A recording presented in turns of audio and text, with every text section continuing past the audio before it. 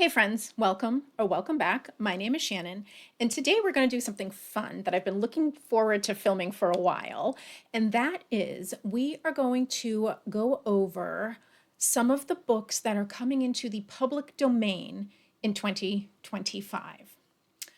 So as of January 1st, a whole new slew of works of art will be coming into the public domain. Movies and songs and books, and we're just going to focus on the books. A public domain book is a book with no copyright. Either the copyright expired or was forfeited. So I did my best to do as much research as I could. It was very convoluted, and there were, at sometimes I wasn't sure if I was reading the correct sources. So anything I say here, please, just take with a grain of salt and don't start, thinking that upon my recommendation, you can start disseminating these books on public forums, etc., and not get hit with copyright strikes. So just be careful and, do some additional research, but I've tried my best to go through the convoluted US process of copyright. It was just very, very convoluted. And again, I'm only going to be focusing on books, not any other type of art. So from what I could gather, in most countries, the copyright expires on January 1st. So January 1st, 2025 here in the US, whole bunches of books are coming into the public domain. And usually it's between 50 and 70 years after the death of the latest living author.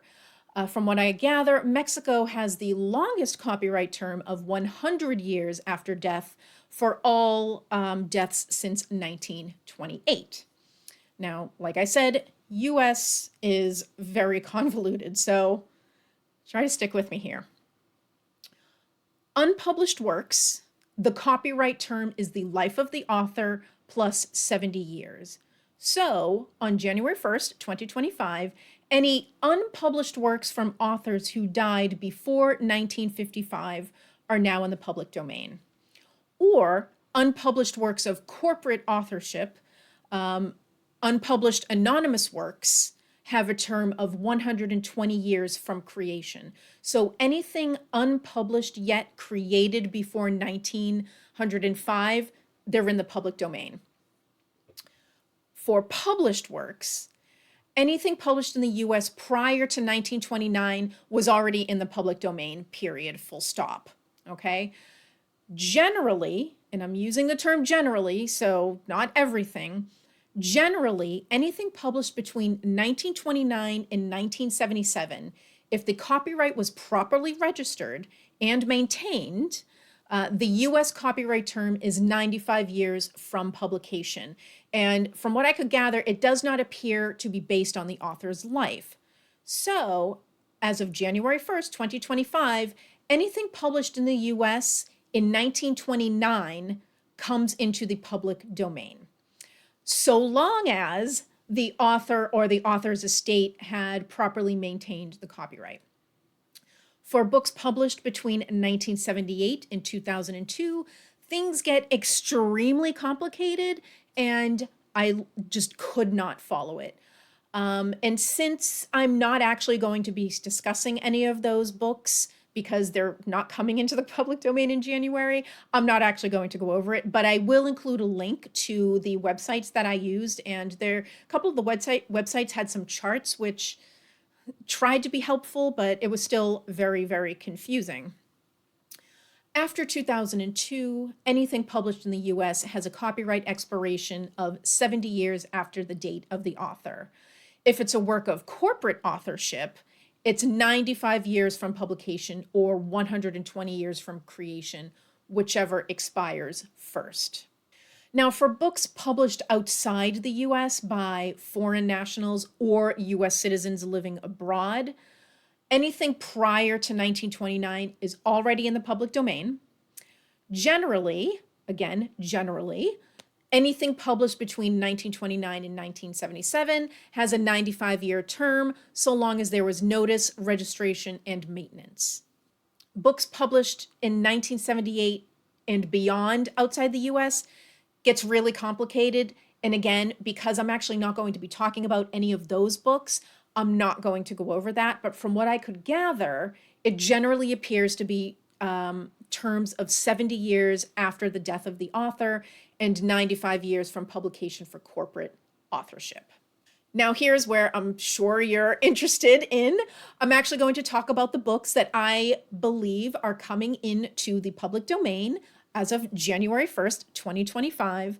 And presuming they were correctly registered and the copyrights maintained, these are the books that that I discovered that were interested to me that are coming into the public domain. So on January 1st, 2025, anything published in 1929 is coming into the public domain. This is just a smattering.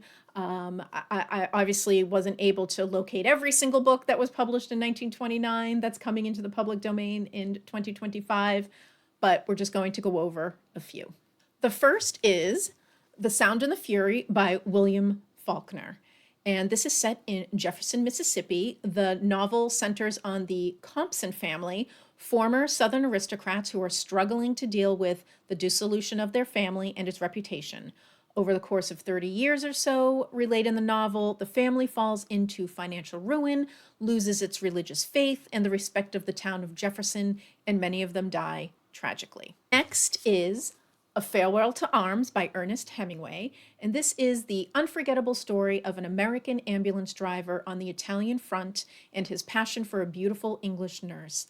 Set against the looming horrors of the battlefield, the weary, demoralized men marching in the rain during the German attack on Caporetto, the profound struggle between loyalty and desertion. This gripping semi-autobiographical work captures the harsh realities of war and the pain of lovers caught in its inexorable sweep. So this was set in World War I, based on Hemingway's own experiences in World War I. He published this in 1929, and it is now in the public domain. Passing by Nella Larsen.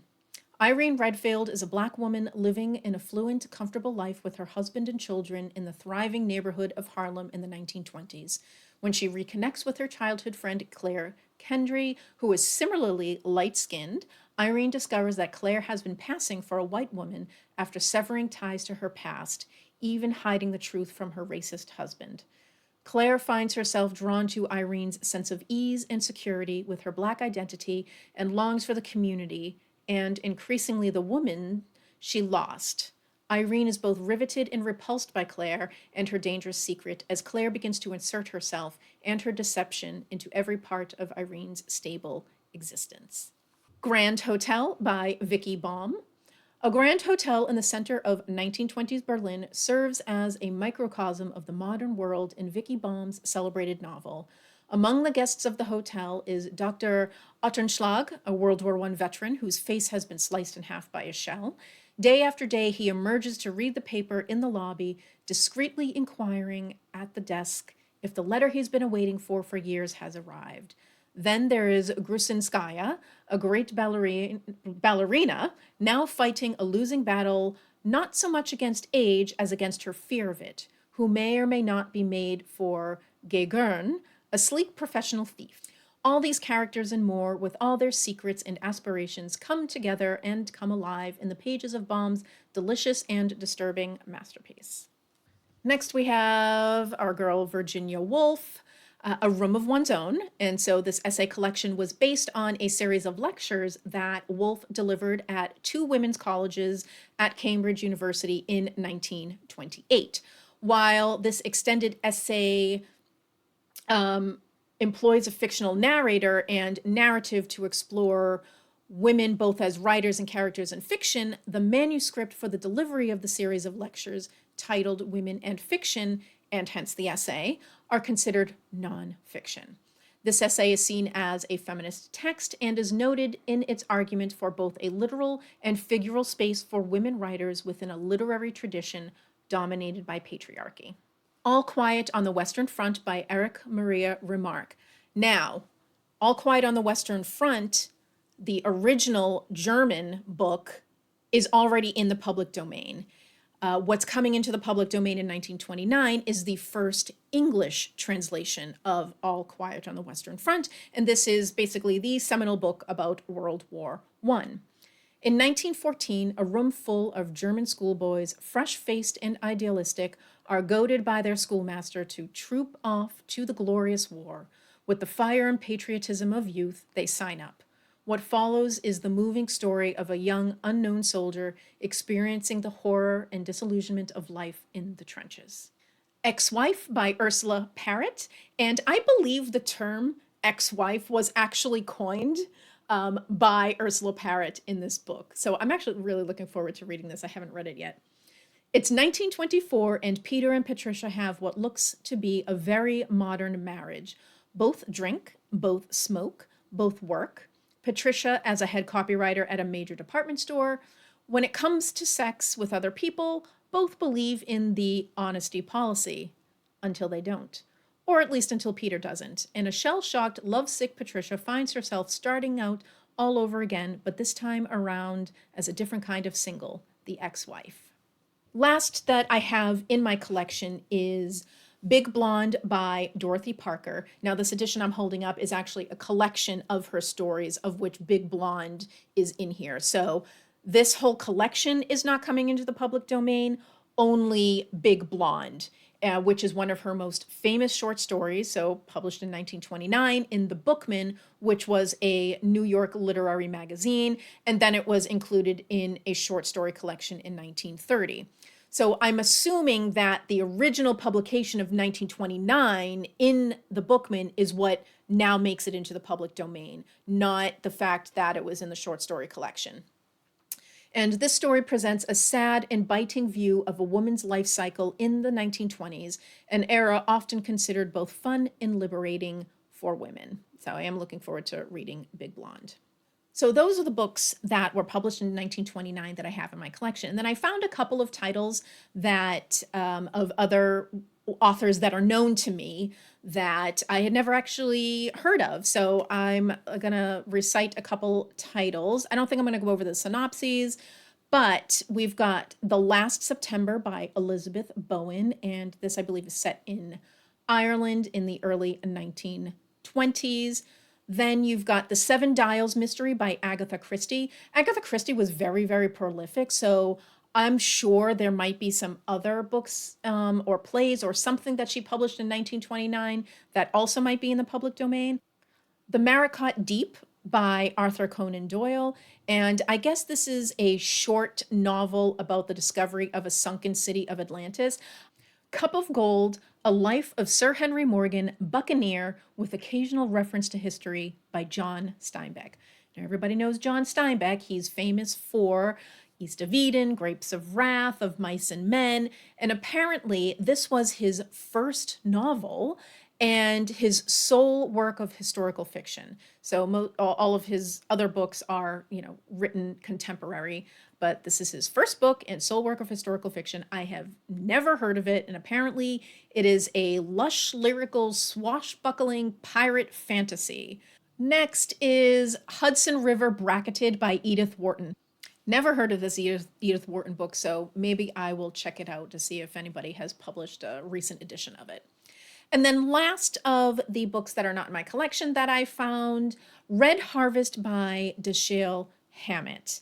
And this follows Continental Ops, which is, I guess, is a private investigator based on Hammett's own experiences with the Pinkerton Detective Agency. And this guy is investigating several murders amid a labor dispute in a corrupt Montana mining town. That is it.